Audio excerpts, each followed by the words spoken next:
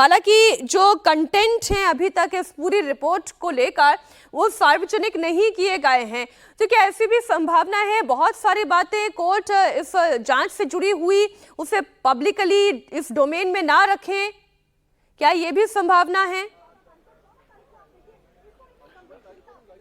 बिल्कुल मीनाक्षी, देखिए क्योंकि जांच जो सीबीआई की है वो अपने शुरुआती दौर में है और अगर ये रिपोर्ट पब्लिक की जाती है, जो स्टेटस रिपोर्ट है, तो निश्चित रूप से जो सीबीआई की इन्वेस्टिगेशन है उस पर इसका फर्क आप समझ सकते हैं कि कितना पड़ सकता है। क्योंकि आप देख रहे हैं कि कई लोगों से पूछताछ इस पूरे मामले के अंदर चल रही है। कुछ दिनों पहले ही सीबीआई ने इस पूरे मैटर को जो है वो टेक ओवर किया था, इन्वेस्टिगेशन शुरू की थी, लगातार पूछताछ जो है वो कई लोगों से की जा रही है। तो अगर ये रिपोर्ट पब्लिक की जाती है जो कि स्टेटस रिपोर्ट है, तो इसका सीधा सीधा असर जो सीबीआई की इन्वेस्टिगेशन है उसके ऊपर पड़ सकता है। यही कारण है कि जो आज सीबीआई ने जो स्टेटस रिपोर्ट फाइल की वो बाकायदा सीलबंद लिफाफे में पेश की गई और उसके बाद क्योंकि लगातार जो रेजिडेंट डॉक्टर्स थे वो अपनी तरफ से जो बातें हैं वो सुप्रीम कोर्ट के अंदर रख रहे थे कि वो लोग प्रोटेस्ट कर रहे हैं, जिसमें सुप्रीम कोर्ट ने कहा कि वो पहले अस्पताल ज्वाइन करें। अस्पतालों के अंदर लंबी लंबी कतारें लगी हुई हैं, पेशेंट जो है वो काफी परेशान है और आपके खिलाफ कोई भी कानूनी कार्रवाई नहीं की जाएगी। जिसके बाद सॉलिसिटर जनरल तुषार मेहता जो है वो सीबीआई की स्टेटस रिपोर्ट पर गौर करने के लिए कहते हैं, जिसके बाद जो रिपोर्ट है वो सुप्रीम कोर्ट देखता है और अभी क्योंकि जो जरूरत होती है तो तुषार मेहता जो वो ब्रीफ करते हैं कि आखिर किस तरीके से जो स्टेटस रिपोर्ट है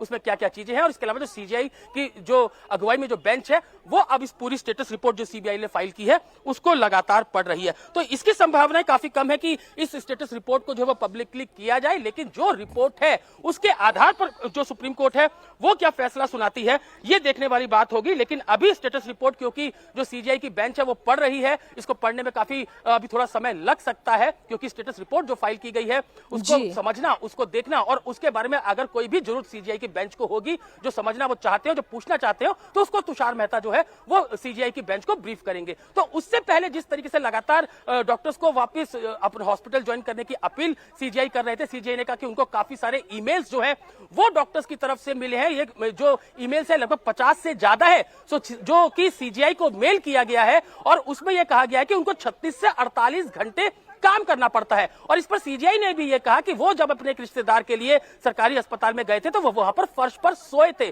और हमने ये देखा है कि 36 से 48 घंटे जो है वो डॉक्टर्स काम करते हैं। तो इसी के लिए पिछले मंगलवार को जो है वो सुप्रीम कोर्ट ने जो नेशनल टास्क फोर्स का गठन किया था, जिसमें सभी सीनियर डॉक्टर्स थे, दिल्ली एम्स के जो निदेशक है वो भी उसके अंदर शामिल थे। तो वो पूरी जो रिपोर्ट क्योंकि 3 हफ्ते के अंदर पूरी स्टेटस रिपोर्ट जो है वो सुप्रीम कोर्ट में फाइल करनी है और इसके अलावा 2 महीने में पूरी रिपोर्ट कि आखिर डॉक्टर्स के लिए क्या क्या किया जाए, रेजिडेंट डॉक्टर्स के लिए क्या किया जाए, युवा महिला डॉक्टर्स के लिए क्या किया जाए, युवा डॉक्टर्स के लिए क्या किया जाए, ये तमाम चीजें होंगी जो नेशनल टास्क फोर्स जो है वो कमेटी वो पूरी रिपोर्ट सुप्रीम कोर्ट को सौंपेगा। 3 हफ्ते के अंदर स्टेटस रिपोर्ट सौंपी जानी है और 2 महीने के अंदर पूरी इन्वेस्टिगेशन जो सुझाव जिस तरीके से नेशनल टास्क फोर्स देगी वो सुप्रीम कोर्ट में फाइल किया जाएगा। तो अभी जो सुनवाई चल रही है, जो बेंच सुन रही है, वो जो सीबीआई ने स्टेटस रिपोर्ट सुप्रीम कोर्ट में फाइल की है उसको तीनों न्यायाधीश जो है वो देख रहे हैं, तीनों आपस में डिस्कस कर रहे हैं उस जो रिपोर्ट है उसको पढ़कर और उसके बाद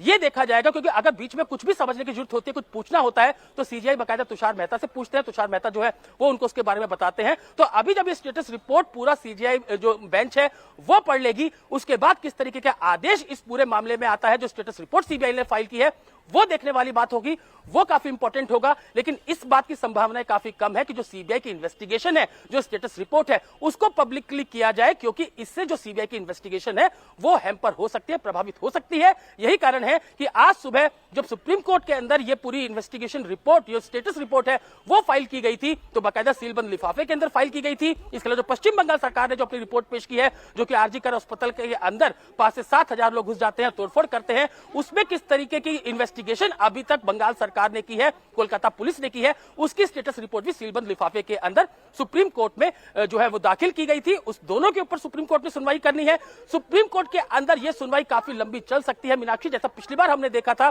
कि सुप्रीम कोर्ट ने पिछले मंगलवार को जिस तरीके से लगातार पश्चिम बंगाल सरकार के ऊपर तल्ख टिप्पणियां की थी, काफी खरी खोटी सुनाई थी, किस तरीके से अस्पताल के अंदर लोग घुस जाते हैं, डंडे लाठी लेके घुस जाते हैं और वहां पर अरे ये तो अतुल देखिए, कल हमने तो इसका लाइव टेस्ट भी कर लिया। हमारे सभी सहयोगी, चाहे वो पवन हो, चाहे वो नीतीश चंद्रा हो, चाहे हमारे अलग अलग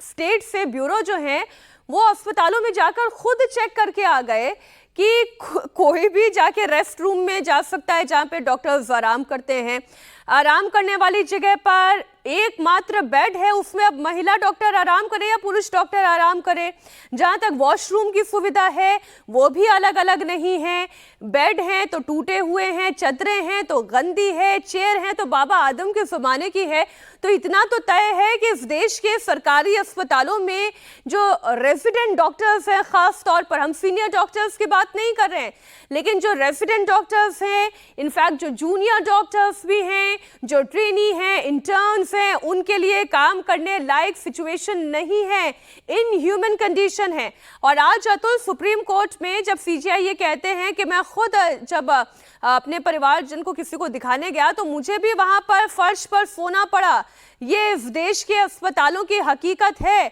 वो ये खुद कह रहे हैं कि 36 घंटे डॉक्टर काम करते हैं, हमें इस बात की जानकारी है।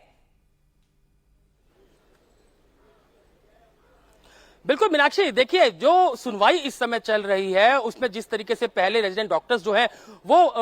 उनके वकील जो है वो पेश होते हैं कि कैसे वो लोग प्रोटेस्ट कर रहे हैं, उनको डराया धमकाया जा रहा है, तो उस पर सुप्रीम कोर्ट ने कहा कि आप लोग जो है वापस ज्वाइन कीजिए, आपके खिलाफ कोई कानूनी कार्रवाई नहीं की जाएगी। और सीजीआई ने, क्योंकि उन्होंने खुद ये बात कही कि मैं जब मेरे एक रिश्तेदार बीमार थे तो मैं खुद सरकारी अस्पताल के अंदर गया, मैं खुद वहां पर फर्श पर लेटा और मैंने देखा कि जो डॉक्टर्स हैं वो 36 घंटे काम करते हैं। ये इस देश के अंदर डॉक्टर्स के साथ हो रहा है। ये सुप्रीम कोर्ट में सीजीआई यानी कि डीवाई चंद्रचूड़ ने खुद कहा कि वो खुद फर्श पर लेटे हैं। तो अभी जिस तरीके से आदेश, क्योंकि अब जो डॉक्टर्स की बात सुनी गई, रेजिडेंट डॉक्टर्स की बात सुनी गई, उनको वापस अस्पताल ज्वाइन करने के लिए कहा गया, तो अब जो सीबीआई की जो स्टेटस रिपोर्ट है उसको देखा जा रहा है। उसको जो है वो तीनों न्यायाधीश जो है वो देख रहे हैं, आपस में डिस्कस कर रहे हैं। जो सीबीआई की इन्वेस्टिगेशन है अब तक कहां तक पहुंची है, आगे ये भी हो सकता है कि सुप्रीम कोर्ट में सीबीआई इस बात को कहे कि अभी उनकी जो इन्वेस्टिगेशन है वो शुरुआती दौर में है, अभी इस मामले में कई और लोगों से पूछताछ करनी है। ठीक है अतुल, आप लगातार नजर बनाए रखिए सीबीआई की स्टेटस रिपोर्ट पर। अगर कोर्ट कोई टिप्पणी करती है हम दोबारा आपके पास लौटेंगे।